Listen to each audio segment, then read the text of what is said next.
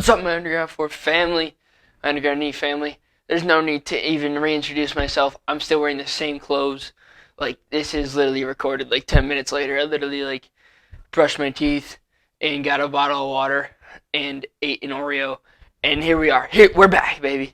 I'm here to solely focus and break down Robert Whittaker versus Jared Cannonier and Khabib Nurmagomedov and Justin Gaethje this weekend. This is one of those cards where both fights are main events. Both main and co-main are main events. We even got Walt Harris and Alexander Volkov. That's a awesome fight, man. There's so much to look forward to in this card. But no, the main event especially and the co-main event is phenomenal as well. We're gonna start by going over the co-main. You have Jared Cannonier's first fight in a year. I think it's a year, right? Yeah. In a year, and you got Robert Whittaker coming off, 3 months after beating Darren Till. Robert Whittaker, people think he's done because he got pieced up by Izzy. Everybody's gotten pieced up by Izzy. Just because Paulo Costa lost doesn't mean he's done. He just got to go back to the board. What Robert Whittaker did was, after that loss, he kind of took a mental break because he kind of lost the love for it after he lost the belt. But, now that he's back, he looks motivated. He beat Darren Till pretty decisively in my eyes. Go Chiefs. He beat Darren Till pretty decisively in my eyes. And, he's still there. He's the second best middleweight in the world, 100%. He went 50 minutes. 50 minutes with Yoel Romero. And for him to do that and win both fights, I mean, it's right in front of you, man. This is one of those fights where, I feel like, you've got the one dude riding the momentum and Jared Cannonier who had the momentum and kind of just steadied out and stopped. Sure, there's obviously an injury that backed him up, plagued him a little bit, but I feel like he should have just kept fighting, man. He's been calling for this fight for a while. I know they both respect each other. It's gonna be a good fight. But if we're being honest here, I think hang on. I'll pull both of them up. If it'll load. Silly goose. If it'll load, UFC 254 Khabib Gaethje. Excuse me. If we pull up Jared Cannonier's fight history, he beat Jack. He's knocked out his past 3 fights. Knocked out Jack Hermanson, knocked out Anderson Silva, knocked out David Branch. That right there, boom, that's awesome. But then before that, his 2 losses were to Jan Blachowicz and Dominic Reyes, who, they're obviously both top at light heavyweight. But, since he moved to middleweight, he's 3-0. So, this is one of those fights where, I'm very interested to see, because it seems like every single time that Jared Cannonier gets in there against the top dude, like Glover Teixeira, Jan Blachowicz, Dominic Reyes, he never gets the nod. Dominic Reyes knocked him out in the first round. He never gets the nod. So I don't think that he's got the experience and the tools and the momentum to beat Robert Whittaker. You can't just beat Robert Whittaker based off pure skill. You have to beat Robert Whittaker both physically, mentally, with your fists, on the ground, with your legs. You've got to beat Robert Whittaker. I don't think he's going to beat Robert Whittaker. I think he's going to fight Robert Whittaker, but I think Whittaker catches him second round or late for. I think exactly what happened to Whittaker and Adesanya is what's going to happen in this fight. Whittaker's going to catch him late in the first. He's going to carry over in the second, and he's going to get an early second round finish. That's just my eyes. I don't see this as an easy fight for Robert Whittaker, but I see this as, he's like, okay, I just beat Darren Till. Now I got to fight Jared Cannonier. Give me that any day of the week, man. Any day of the week. And people think okay, who's next at middleweight? No, I know there's a lot of things about Israel Adesanya. Is he going to go up to take Jan's belt, then fight John? What's this kid doing? Who knows what he's doing? The point is if Izzy wants to be the 185 champ, he's got to beat the number 1 dude. And after tonight, or after Saturday, whoever wins this fight is the number 1 dude. Whoever wins this fight is getting the next chance. I think it's going to be Robert Whittaker. And then I think Izzy's not going to like that fight, because he already pieced up Robert Whittaker. He's already in Robert's head. I know that there's no hard feelings between the two, but I think he just knows he's better on the feet. And I think that, at this point, 185 is getting boring for Izzy. He's like, okay, I guess I could fight Jared Cannonier, but Jared Cannonier won't be the number one contender. So, man, it's tough. It's really tough. It's super duper tough. But, I'm gonna have to go with Robert Whittaker in. This is one of his easier fights, man. And as much as I hate to say it, because I met Jared Cannonier, I met him the day he tore his muscle, I think. But I met Jared Cannonier. He was wearing bootcut jeans with slides and mismatched UFC slides and mismatched socks. It doesn't get more Jared Cannonier than that. So I totally respected that. But if we're looking at it, man, I think this is Robert Whittaker's easiest fight since Derek Brunson. If I'm gonna be completely honest, he beat Jacare Souza, beat Yoel Romero twice, lost to Izzy, and then he beat Darren Till. So whatever you think is correct, I personally think that this is his easiest fight, just based off of Jared Cannonier's still coming up. He wasn't that good at heavyweight, so he cut down to light heavyweight. He wasn't that good at light heavyweight, so he cut down to middleweight. Now he's at his peak, but I think that this is the best he's gonna get. I think the best he's gonna get is top 5. I don't think that he's ever gonna get a chance at the belt, or maybe he will. Maybe he'll catch somebody good. Maybe he'll catch Robert Whittaker good. What do I know? I don't know. I just think this fight's easier for Whittaker than people expect. And now let's move on to the main event. Warning, disclaimer. Please don't be mad. This is my personal opinion. This is what I think could happen and what is going to happen. There is no, I don't know anything. I'm an 18-year-old who hasn't watched a full card in, a month. What do I know? This is just what I think. You have the most dominant the most dominant dude we've ever seen on the ground. Is the striking great? 10 out of 10, 5 stars? No, not even close. But it's good. It's good. He hasn't had any problems on the feet. I think Dustin, caught him slightly, very little bit. I think Michael Johnson caught him slightly, very little bit 2 years ago. But, it's not like, he was in danger ever. He just got touched. And then on the other side, you've got the most violent man we've ever seen.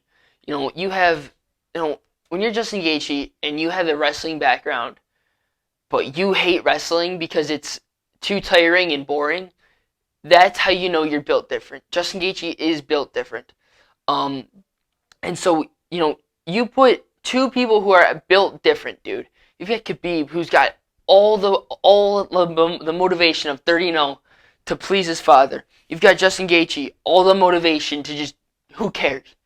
What I love about Gaethje is he goes into every fight thinking, who cares? This is going to be Justin Gaethje's most boring fight since we've seen him enter the octagon.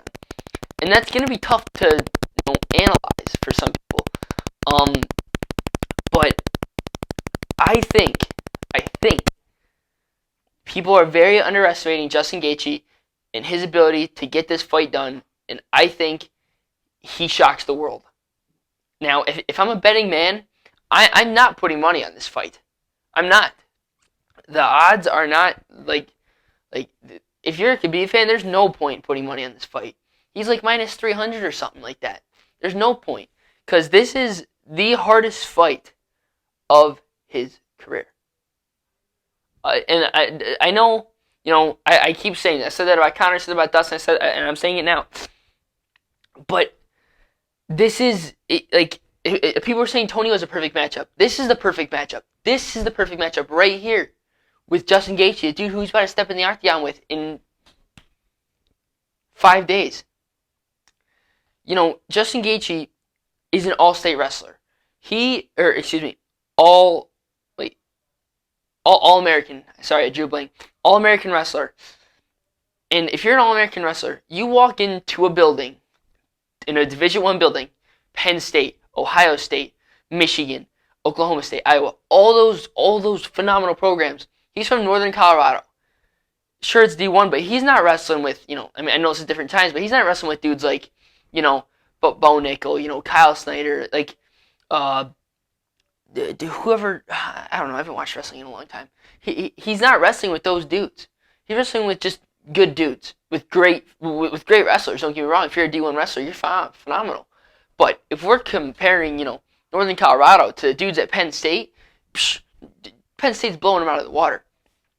But, he's got the self-motivation to be great. He's going to a small school. It's not known for wrestling.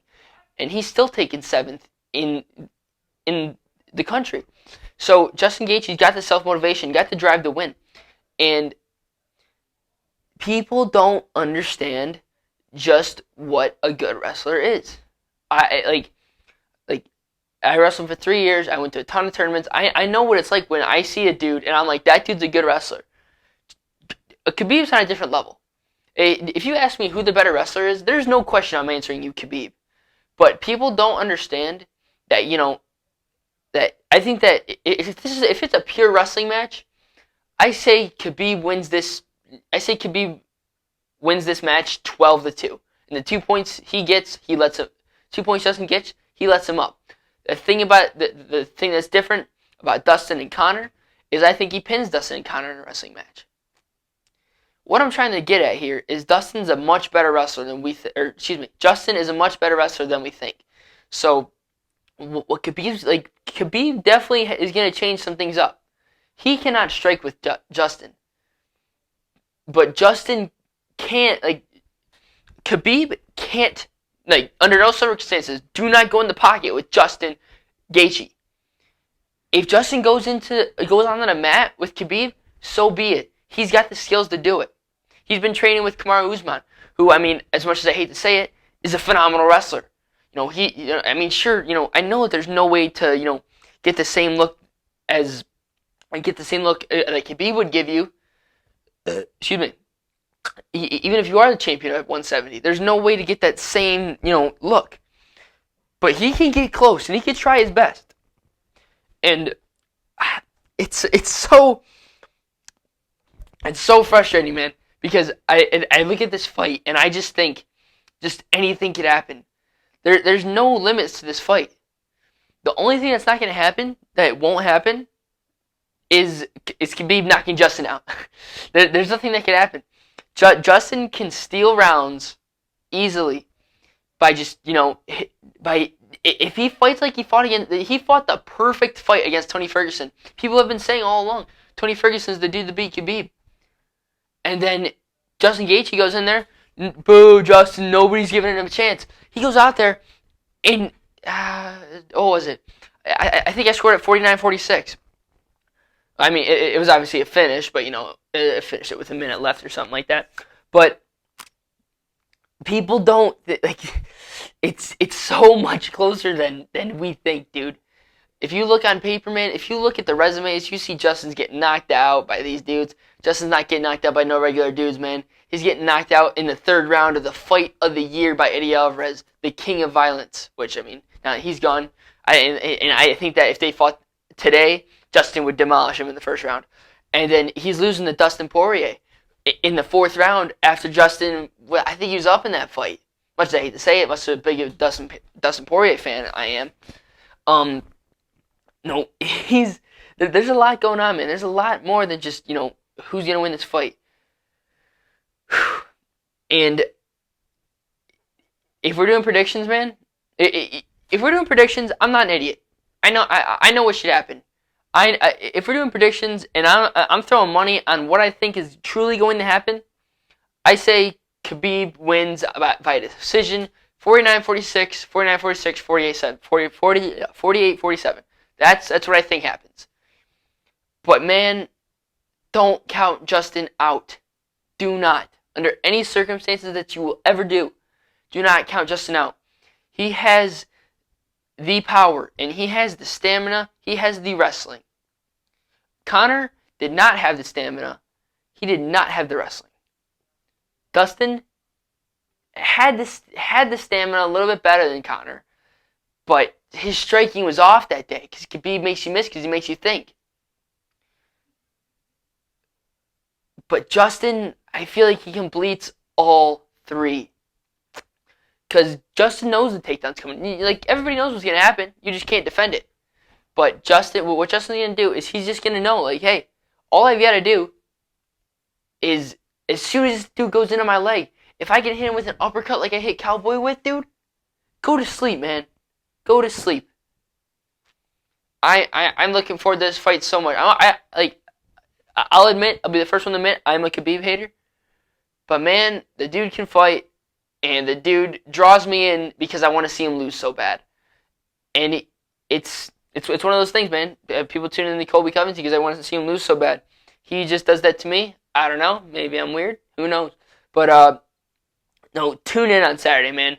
It's $70, but you know it's on at 2 p.m.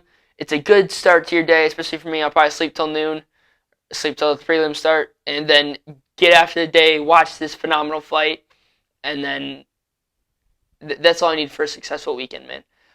So tune in that fight, buy the pay-per-view, UFC 254, Saturday afternoon Eastern Time, 2 p.m. Buy the fight. Khabib Gaethje's going down. You don't want to miss this one.